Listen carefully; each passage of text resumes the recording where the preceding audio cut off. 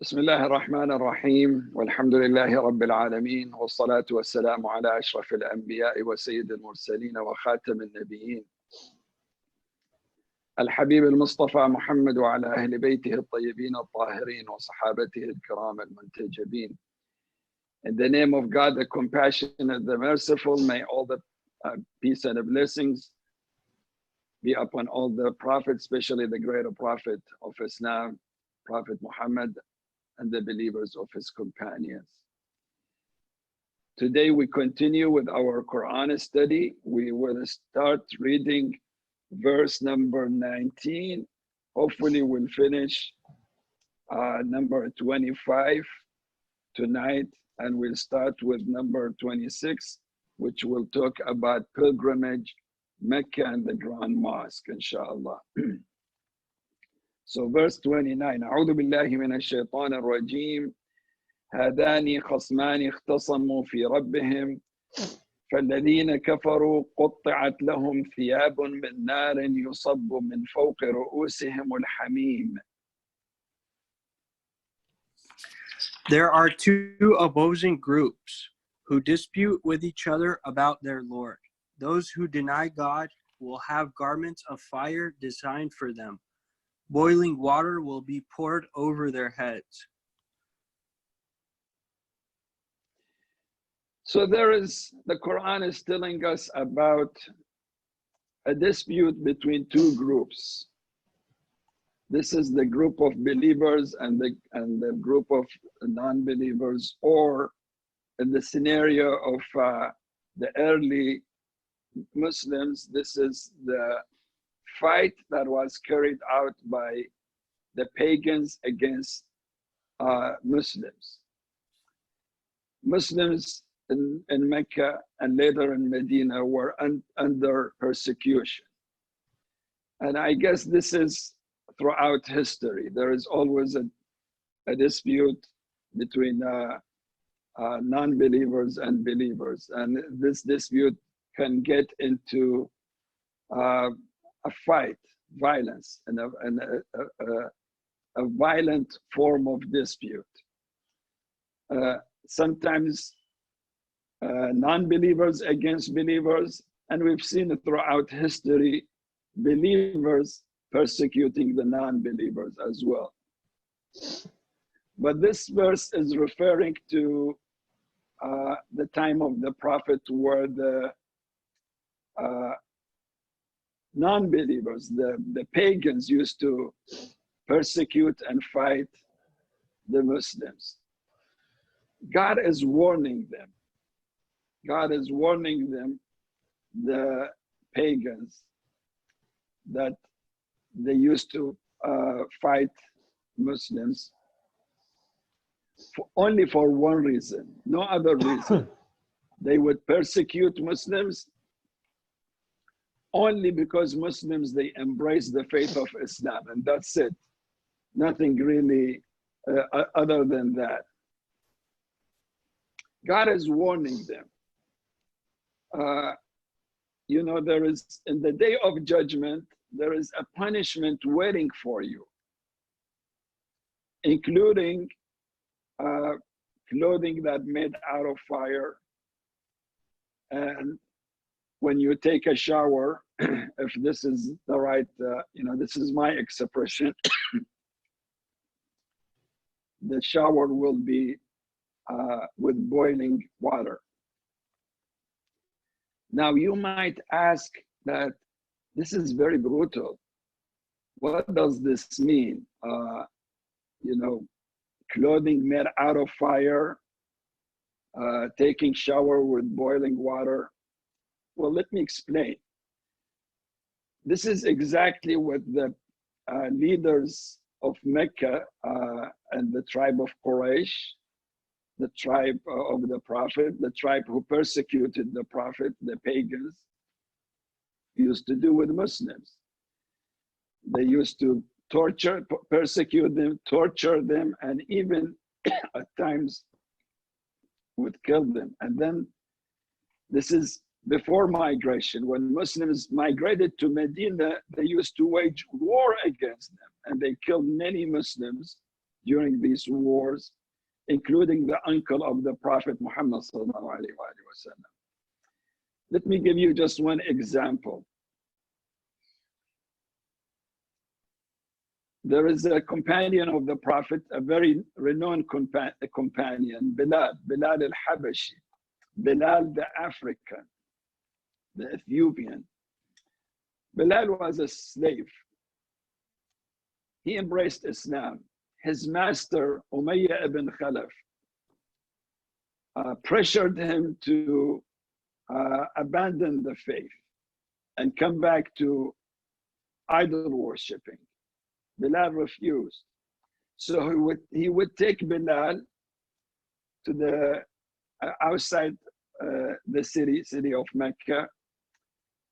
I said before that city of Mecca is the land in this landscape of the city of Mecca is made out of rocks, black rocks, hills and mountains, bare rocks, nothing else, and the color is black.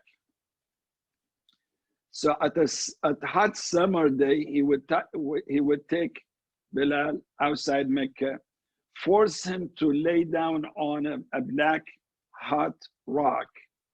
The temperature could raise up to 160 degrees. Yes, you can check it on Google. Sometimes during summer, these observing rocks, they observe the heat and they become really, really hot, burning hot. So he would force his slave to lay down, and then he would put a huge rock on his chest to the point that he cannot breathe anymore. He could not breathe anymore. This is near death experience with unbearable pain. And then during this torture, he would tell Bilal, reject the God of Muhammad and accept this idol. And he would bring to his face an idol. Of course, Bilal could not talk. He would raise his finger like this, his hand and finger like this, pointing toward heaven, which means I believe in God, one God. And whenever he could talk, he would say, Ahadun Ahad. Ahadun Ahad. I believe in the one God. So this is how the leaders of pagans dealt with Muslims for no fault, except because they have embraced the faith of Islam. And this is the only language that would deter the leaders of Mecca from continuing their wrongdoing against Muslims. So the Quran is using a language they understand. Sometimes, Muslims exhausted all means of negotiations, peaceful means to settle this dispute. Through negotiations, through many attempts to establish peace and reconciliation, leaders of Mecca and pagans refused.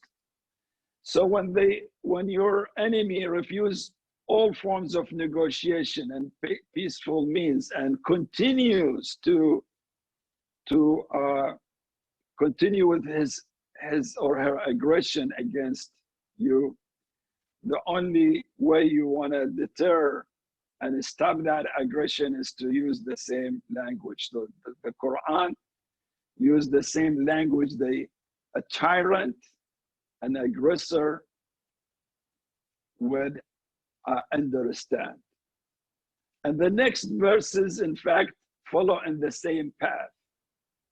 The same path. So I will read the next two verses together because they are short, and in fact, they are on the same line. أعوذ بالله من الشيطان الرجيم. This is verse number 20 and 21. أعوذ بالله من الشيطان الرجيم. يصهر به ما في بطونهم والجلود وَلَهُمْ مَقَامِعُ مِنْ حَدِيدٍ. causing all that is within their stomach and their skin to melt, and awaiting them are rods of iron. Again, this language is directed to the leaders of pagans at that time, leaders of Mecca, who would continue to persecute, torture, and kill Muslims. In the previous verse, I mentioned the story of Bilal, the great companion of the Prophet, and who used to do the call for the prayers, the adhan. Pagans tortured many Muslims.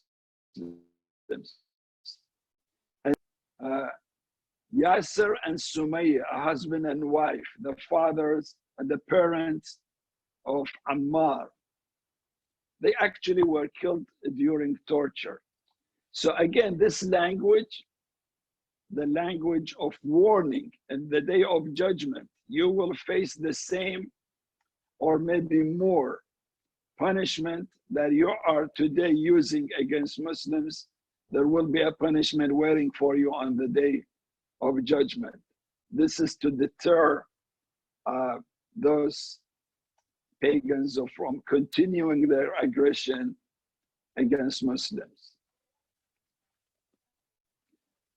All right, and verse number 22. أعوذ بالله من الشيطان الرجيم. كلما أرادوا أن يخرجوا منها من غم أعيدوا فيها وذوقوا عذاب الحريق.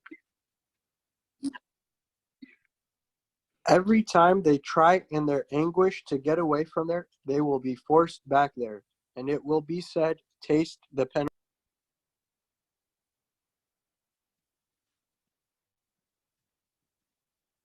All right, I guess the last word was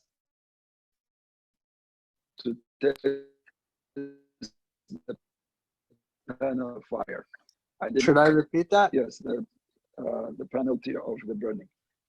No need for repeating. So again, brothers and sisters, this is exactly what the leaders of pagans used to do against Muslims.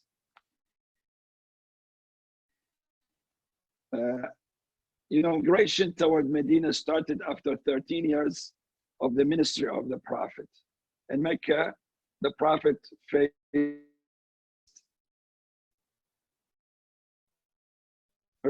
persecution in Medina. And a very detailed story, maybe we can talk about that later, inshallah. Muslims would leave Medina in secret, alone or in pairs or in families. Then the leaders of Mecca, they noticed, so they actually prevented them from leaving. And they warned them, if we catch you leaving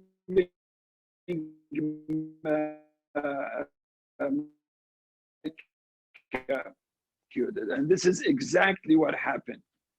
A few who were trying to leave Mecca and join Muslims in Medina were caught and persecuted badly. Their wealth were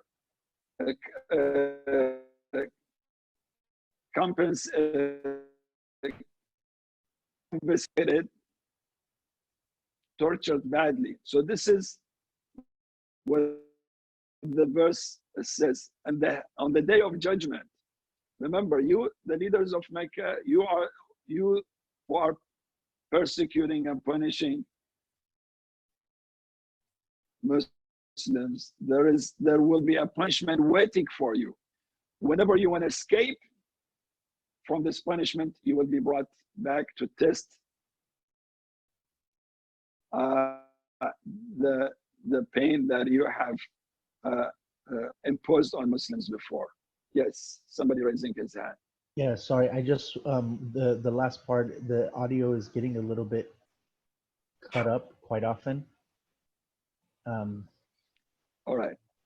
Let me repeat. Do you hear me better now? I hear Do you, you. do Yeah, you hear me? yes. All right. Yeah. So let me repeat it briefly because maybe the audio was not a good quality. Not everybody heard. This verse is talking about a warning, a punishment that is waiting for the leaders of pagans in the hereafter.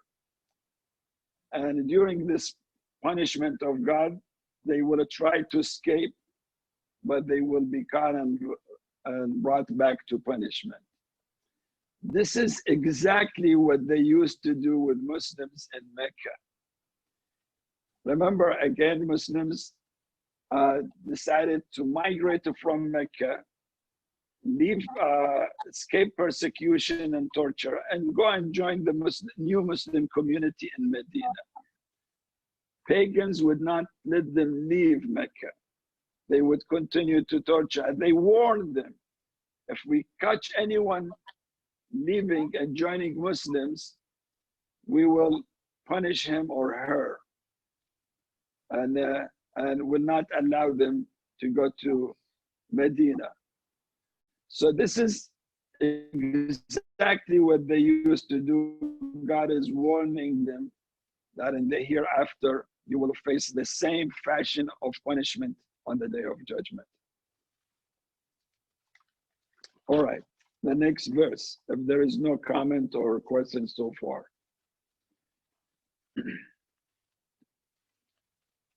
Verse number 23, أعوذ بالله من الشيطان الرجيم إن الله يدخل الذين آمنوا وعملوا الصالحات جنات تجري من تحتها الأنهار يحلون فيها من أساور من ذهب ولؤلؤا ولباسهم فيها حرير.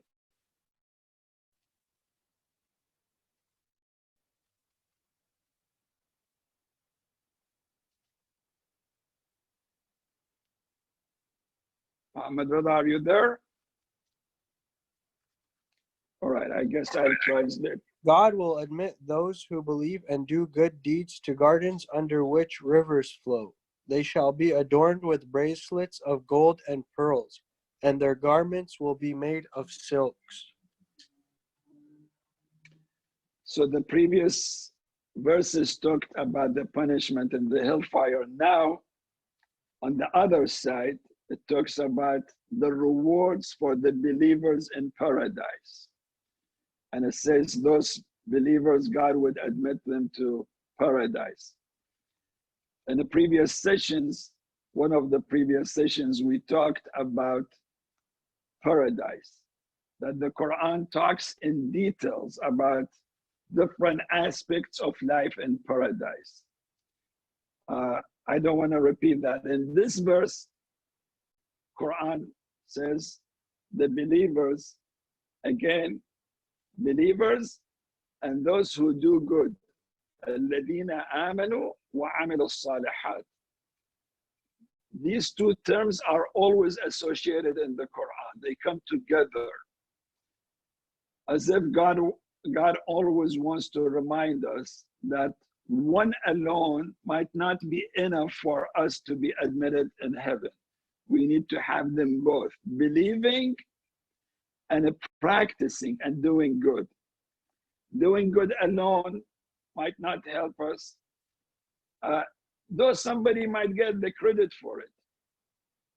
Believing alone or doing good deeds alone by itself might not be enough. So both are the equation for salvation in our faith.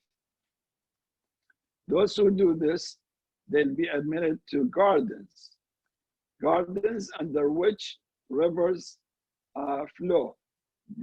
Different kind of rivers. The Quran refers to variety of rivers of milk and honey and other rivers and fresh water. And then they are adorned with jewelries. In this verse, it talks about gold, but in other, and also apparel in this verse. In other verses, talks about other jewelries. And also it talks about their beautiful garments, silk and other fancy garments that they will. So this is the reward for those who keep their faith, do good, and especially those who might, for any reason in this life, went through a lot of challenges, including poverty, and maybe in their life, they have not seen gold or jewelry or a fancy garment. They will be rewarded in that in the hereafter. Or maybe they have it, but they didn't use it because they did not want to live a very extravagant life. Maybe they donated to a poor or a needy. So for any reason, this is the promise of God that on the day of judgment, they will be admitted to gardens, paradise, with all this. And these gardens are so beautiful beyond imagination. And these examples that God is giving, these are just examples to make close to our mind so we can understand the beauty of paradise. All right, and we move now to the next verse. I thought we already reached the final verse. Two more verses and we are done. أعوذ بالله من الشيطان الرجيم. This is verse 24. أعوذ بالله من الشيطان الرجيم وهدوا إلى الطيب من القول وهدوا إلى صراط الحميد. For they have been guided to the highest wisdom, and they have been guided to the path of the one worthy of all praise. They got admitted to heaven, to these beautiful gardens, to Jannah, for a reason. What was this reason? Because they accepted guidance to the best speech and word in this life, which means the revelation, right? We believe the kalamullah, the speech of God, the talk of God, the word of God is the best word in this life, the highest form of wisdom. They embraced Islam. They accepted the revelation of the Qur'an and the revelation sent to the Prophet Muhammad sallallahu alaihi wasallam. And then they were guided to the path, the Sirat of Al-Hamid, the most praised, the most worthy of being praised, which is Allah, God subhanahu wa ta'ala. They were guided to that path. They embraced the faith of Islam. They practiced their faith. They did good. They were rewarded with paradise, and they will be rewarded with paradise on the day of judgment. Now we come to the final verse in this session. أعوذ بالله من الشيطان الرجيم إن الذين كفروا ويصدون عن سبيل الله والمسجد الحرام الذي جعلناه للناس سواء العاكف فيه والباد ومن يرد فيه بإلحاد بظلم عذاب أليم. As to those who have denied God and those on the path of God, and from the sacred mosque which we have made open to all equally, including the dweller therein and the visitor. And any whose purpose therein is wrongdoing and injustice, we shall cause him to taste a painful penalty. All right, I don't know if I heard it wrong or the translation was not. So the translation says, those who reject God or reject the faith, and those who create obstacle toward the path of God, those who bar men from the path of God. So since the previous verses were talking about the punishment for those who used to persecute Muslims, and this is on the day of judgment, of course. And the other side, the rewards for the believers that they will get admitted to heaven. This verse is referring to a punishment for a certain group of people. We need to pay attention to who are those people. Those people are those who rejected the faith, and not because they rejected the faith. Remember, all the previous punishments that the Quran mentioned, and this one, it is not the punishment in the hereafter. These that were mentioned, and this one that is coming, not because they rejected the faith. Though the Quran says that deserve a punishment, no doubt. But those that were mentioned, and this one that is coming, is not for the mere fact that they rejected the faith, because some other actions that they have done.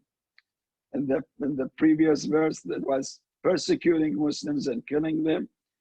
In this verse, these are three categories. These are three actions they have done. Those who reject the faith and making these three actions. And I will talk later that whoever would do these three actions, including Muslims, they will be punished as well. So punishment is not only for those who reject the faith. But at that time, we are talking at that point of time where the pagans were in control of Mecca who were doing this. Now, from this verse, this chapter will start discussing and talking about Mecca, the Grand Mosque, and pilgrimage, Hajj, which the verse is named after. So we will talk about this verse tonight, and tomorrow, inshallah, we'll go into details as the Quran will tell us more about. So go back to this verse. Those who rejected the faith, الَّذِينَ كَفَرُوا, which means the pagans, and those who do these three things, يَصُدُّونَ عَنْ سَبِيلِ اللَّهِ, those who prevent and create obstacle in the path of God, which means either they prevent people and threaten people from embracing Islam, or they do not allow the message of Islam in any form or shape to reach people. Those are preventing the message of Islam, the path of Allah. يَصُدُّونَ عَنْ سَبِيلِ اللَّهِ. This one act. Or وَالْمَسْجِدِ الْحَرَامِ, and they prevent people from reaching to the Grand Mosque, the sacred mosque, which is in Mecca. That's another act. And Allah subhanahu wa ta'ala says here, الَّذِي جَعَلْنَاهُ سواء للعاكف فيه الذي جعلناه للناس سواء للعاكف فيه والباد. We have made this sacred mosque open for all people. Open for all people, including those who live there in Mecca and those who come to visit from other parts. Open. Mecca is a sanctuary. It's open for everyone to go, visit, do pilgrimage safely and freely. So those who create an obstacle, prevention against people not to go and visit, or those who are there who prevent them from visiting and practice their faith in the mosque or the sacred mosque. That's the second action. Or the third one, وَمَنْ يُرِدْ فِيهِ بِإِلْحَادٍ بِظُلْمٍ, or those their purpose is to create injustice there. Wrong people,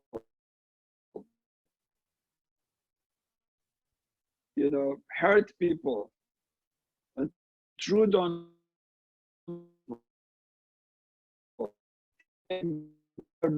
money, not permitted anywhere to do injustice, not only in Mecca, but in Mecca, the sin becomes, multifold in Mecca. So for those pagans who do these three actions, of course, there will be a punishment on the day of judgment. At that time, the pagans were in control in Mecca. And this is why this verse is talking about the pagans who do these three things.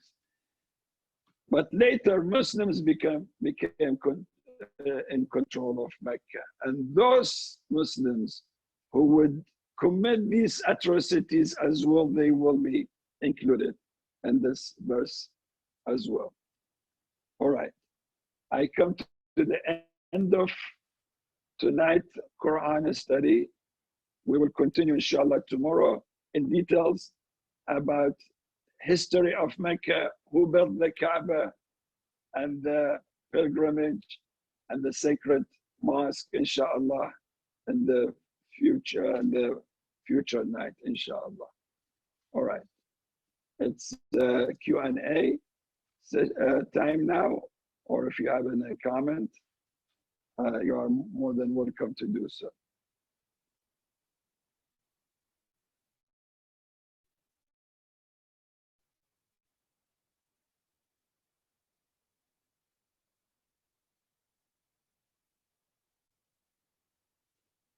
All right.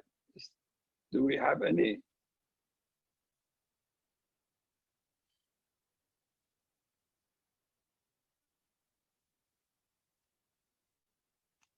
All right. We don't seem to have any question or comment.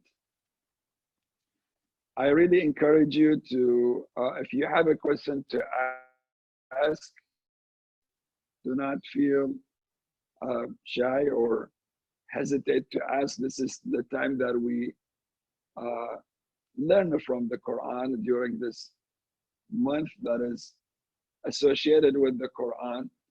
Or if you have any comment, if you would like to add anything or a story, you are most welcome to do so. Since we don't have any question or a comment, I'd like to conclude with a very short prayer and dua for your safety. May Allah subhanahu wa ta'ala keep you safe and healthy, especially those who leave home and go to work, and especially those in the front line of fighting against COVID-19. And especially I would like to mention health workers, health professionals, doctors and nurses, and especially those who work at hospitals and ambulances to bring patients, and especially those who are members of our community. May Allah subhanahu wa ta'ala protect all of you. We ask God to give healing to all those who are sick. Unfortunately, the number of those who get infected is increasing every day here in the United States and around the world.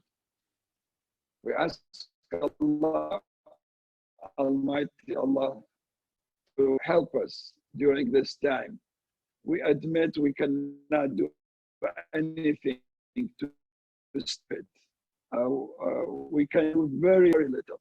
We cannot stop it except with the help of God. So we ask Almighty Allah to help us, to help the kids, to help the women and men everywhere, protect them and keep them safe.